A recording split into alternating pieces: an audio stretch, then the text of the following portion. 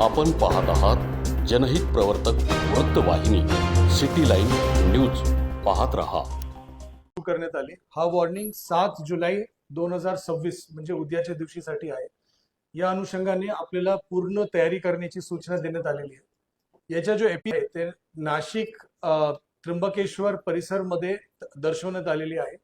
ते कदाचित त्र्यंबकेश्वर तालुका मध्ये राहणार आहे आणि या जो एपी सेंटर आहे ते त्र्यंबकेश्वर, इगतपुरी, नाशिक या 3 तालुक्याच्या क्षेत्रामध्ये राहणार आहे. परंतु मोठ्या प्रमाणात पाऊस पडण्याची शक्यता, त्याच्याशिवाय आपले नाशिक तालुका, पेठ तालुका, दिंडोरी तालुका आणि जो पूर्ण आपला पश्चिम पट्टा आहे त्याच्यामध्ये कळवण, त्याच्यासोबत सटाणा, बागलाण या सर्व तालुक्यामध्ये पण पाऊस मोठ्या प्रमाणात पडणार आहे. परंतु एक्स्ट्रीम हेवी रेनफॉल जो आहे शॉर्ट ड्युरेशन मध्ये, ज्यांना आपण क्लाउड बस्ट म्हणतो, त्याचा जो अंदाज आहे ते बेसिकली त्र्यंबकेश्वर, इगतपुरी आणि नाशिक या जो नाशिक शहराचे जो पश्चिम भाग आहे त्या ठिकाणी दर्शवण्यात आलेला आहे.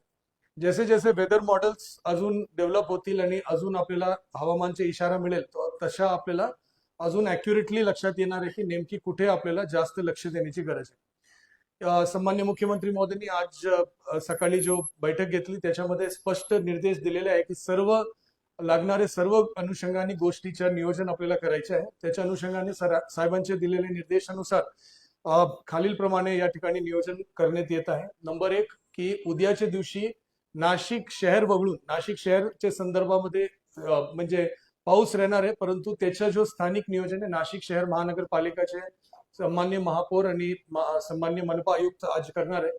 परंतु नाशिक शहर वगळून जो उर्वरित ग्रामीण भाग आहे, नाशिक तालुक्याचे, इगतपुरी तालुका आणि त्र्यंबकेश्वर तालुका या 3 तालुक्यामध्ये सर्व जो आठवडी बाजार असेल, शाळा असेल, कॉलेजेस असेल, या सगळ्या उद्याच्या दिवशी बंद राहणार आहे.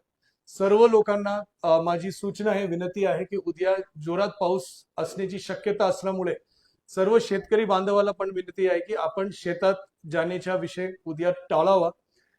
आणि कुठल्याही प्रकारच्या म्हणजे अति आवश्यक नसेल तर कुठल्याही प्रकारचे प्रवास उद्याचे दिवस आपण करू नये.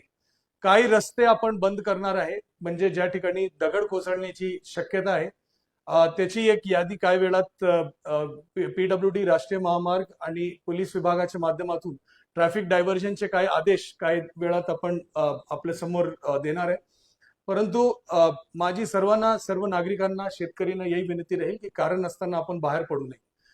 पुढचा विषय आहे की त्र्यंबकेश्वर देवस्थानला उद्या आपण बंद ठेवणार आहे, म्हणजे आज संध्याकाळ सूर्यास्त झाल्यानंतर जो शेवटची पूजा राहणार त्याच्यानंतर परवापर्यंत ते त्र्यंबकेश्वरचं देवस्थान बंद राहणार आहे. ज्या भाविकांनी उद्या त्र्यंबकेश्वर देवस्थानमध्ये येऊन दर्शन घेण्याचा विचार केला होता त्यांना माझी विनंती राहील की उद्याच्या दिवशी आपण येणं टाळावं, जेणेकरून त्या ठिकाणी आपलं माहिती आहे की मोठ्या प्रमाणात काम पण सुरू आहे, तो त्या ठिकाणी आपल्याला कुठल्या प्रकारची अडचणी होणार नाही. तर माझी सर्वांना विनंती आहे की आपण त्र्यंबकेश्वर देवस्थानला येणं टाळावं.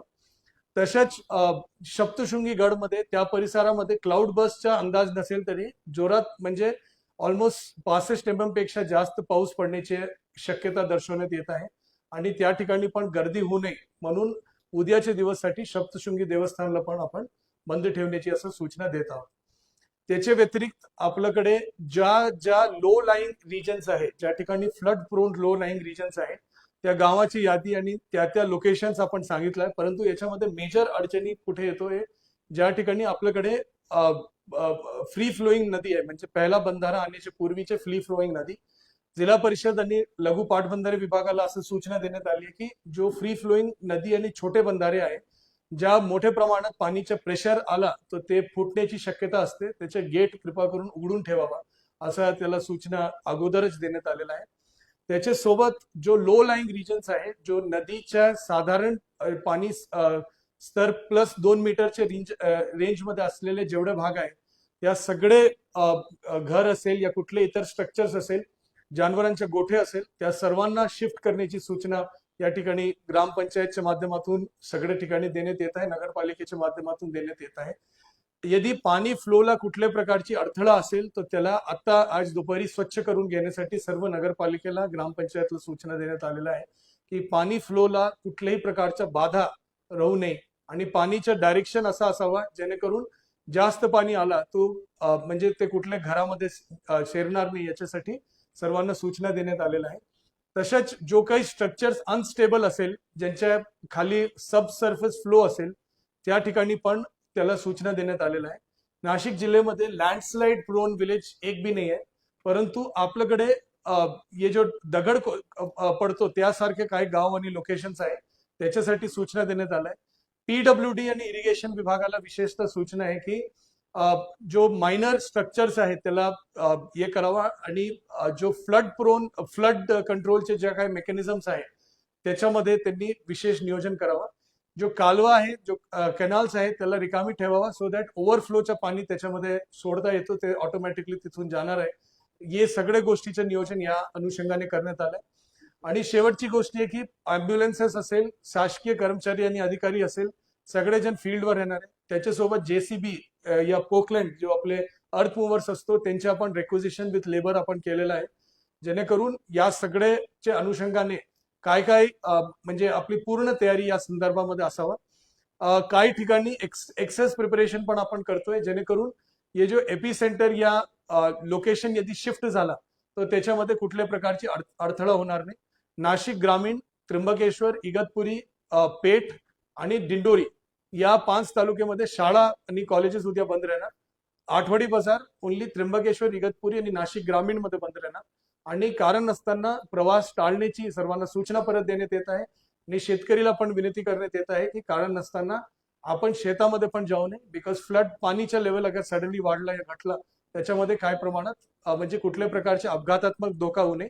शेवटचा विषय, आपल्याकडे असलेले जो वॉटरफॉल्स आहे त्या ठिकाणी पोलीस आणि होमगार्डच्या माध्यमातून आणि आपदा मित्रांच्या माध्यमातून आपण बंदोबस्त ठेवणार आहे. आणि त्यासोबत जो आपले लो लाईंग ब्रिजेस आहे त्या ठिकाणी पण आपले म्हणजे डायव्हर्जन्स आणि रोड ब्लॉकेजेस राहणार आहे, जेणेकरून तिथे कुठल्या प्रकारची गर्दी होणार नाही. आणि SDRF धुळेची एक पथक नाशिक शहरामध्ये आपण म्हणजे रेडी अवस्थेत ठेवणार आहे की यदि कधी डिप्लॉयमेंटची गरज पडली तर आपण करणार.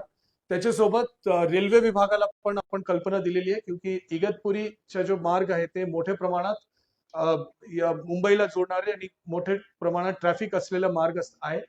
तो त्या ठिकाणी इगतपुरी च्या भागासाठी या जो हवामान खात्याचा अंदाज आहे लोकांसाठी, लोकक्रांतीसाठी जनहित प्रवर्तक बनलेले निर्भीड, निपक्षपाती web portal, YouTube channel city line news like करा, कमेंट करा, सबस्क्राईब करा, बेल आयकॉनवर दाबून शेअर करायला विसरू नका.